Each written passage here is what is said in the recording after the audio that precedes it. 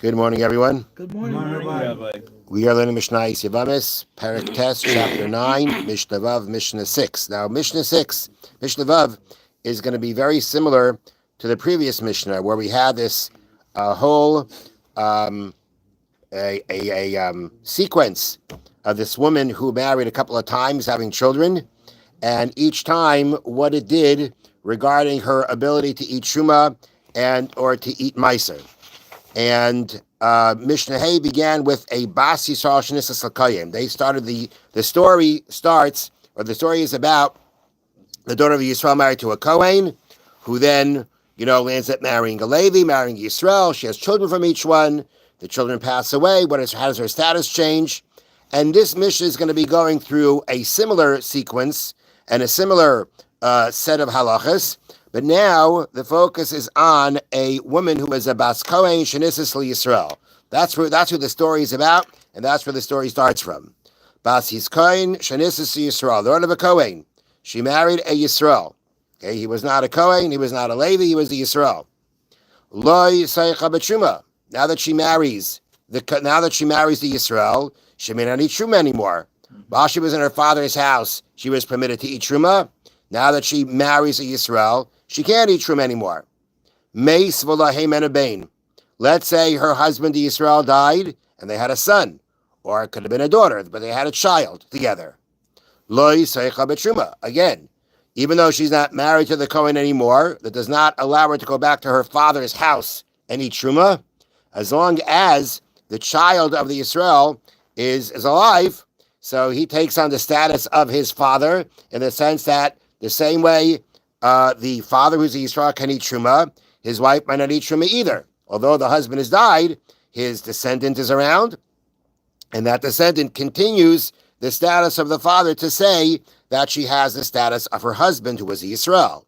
Now, Nisas Levi, she got married again. She remarried. Who did she marry now? A Levi.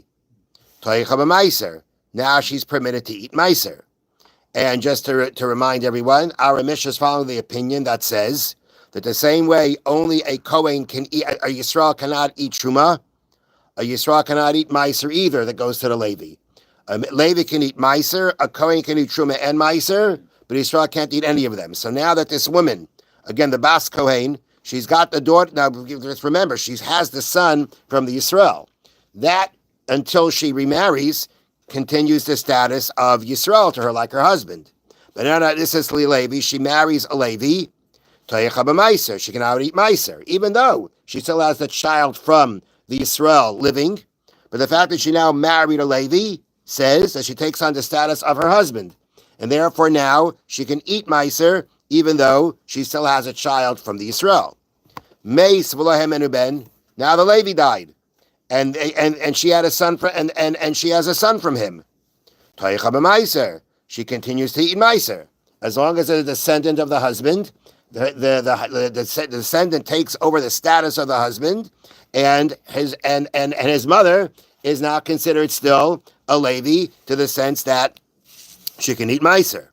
All right. Nisas l'Kohen, she got married a third time. And this time she married a Kohen. Toicha b'truma. She can now eat Truma because she's married to a Kohen. Although she has children, she has a child from the Yisrael, she has a child from the Levi, and nonetheless, the point is that right now she's married to a Kohen. She's married to the Kohen, she takes on the status of a Kohen. She can eat Truma. And she's eating Truma not because she's the daughter of a Kohen, but because she's the wife of a Kohen. As the daughter of a Kohen, she couldn't eat because she has a child from the Yisrael. Now, Meis v'lahem enu bein. If the Kohen husband died, number 3 died, but she has a son from him, Toicha b'truma, she continues eating Truma. Because as long as there is a descendant of the Kohen there, he continues the status of his father to allow his mother to be considered part of the Kohanim, that she could eat Truma. Okay, so that's where we're at right now. So this woman right now, she's married to a Kohen, and she's been widowed 3 times. And she has a child from each one. And the fact that she's left with a child from the Kohen is right now what takes precedence over everything else. He continues the status of his father for her, and therefore she may eat Truma. Okay, Now the story continues. Okay? The tragedy continues. Meis beno mikayin. Her son from the Kohen died. Lo yisoicha b'truma. She can't eat truma anymore. There is nothing to connect her to her husband, the Kohen, and there's no other descendants either. We're talking about this is the only descendant. And therefore, there's no more connection to the husband who's a Kohen, and therefore, she can't eat truma anymore. Now, don't forget, she can't go back to her father's house because she still has children from the Israel, from the Levi. Meis b'no Levi. Now her son from the Levi died. Lo yisoicha b'maiser. She can't eat maiser anymore. No more connection to the husband who is a Levi to be able to eat maiser. Okay? Now, so right now, she has nothing to allow her to eat truma or maiser from her previous husbands. So what's she left with now? Her son from the Israel. Meis b'no Yisrael.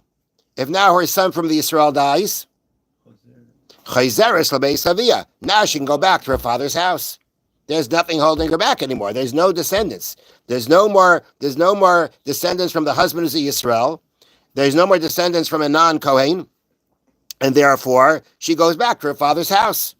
Regarding this woman, the Torah states,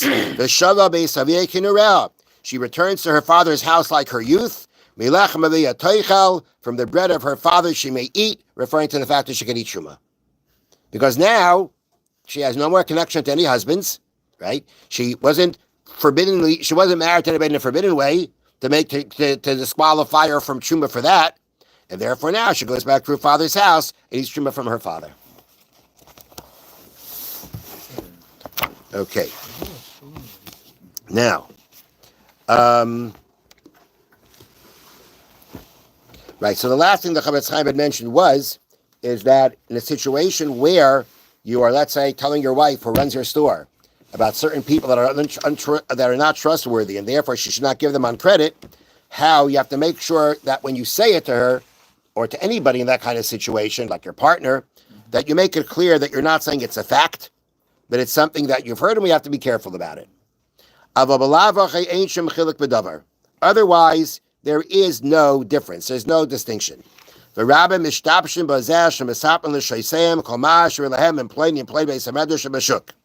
people make the mistake. They come home, and what do? They right away tell their wife all the problems they had with these different people during the day. Besides for the prohibition of Lashon Hara, he could actually be creating a potential for arguments, for fights. She's a good wife. She gets upset when she hears that somebody is causing problems for her husband. And what's that's going to do? So she's going to start, arguing with so-and-so or his family members because of the way she has heard that their family member is treating her husband. And not only that, she's going to say to him, why are you letting him do that to you? Fight back. Okay, that could create a fight. And not only that, if she keeps hearing about people starting up with her husband, that doesn't make him look very good. It doesn't put favor in her eyes about him. And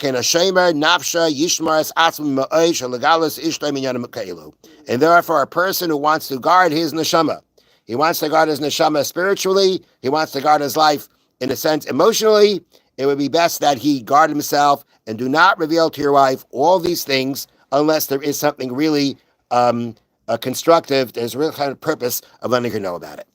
Have a wonderful day and a good tavach. Thank you, Rabbi.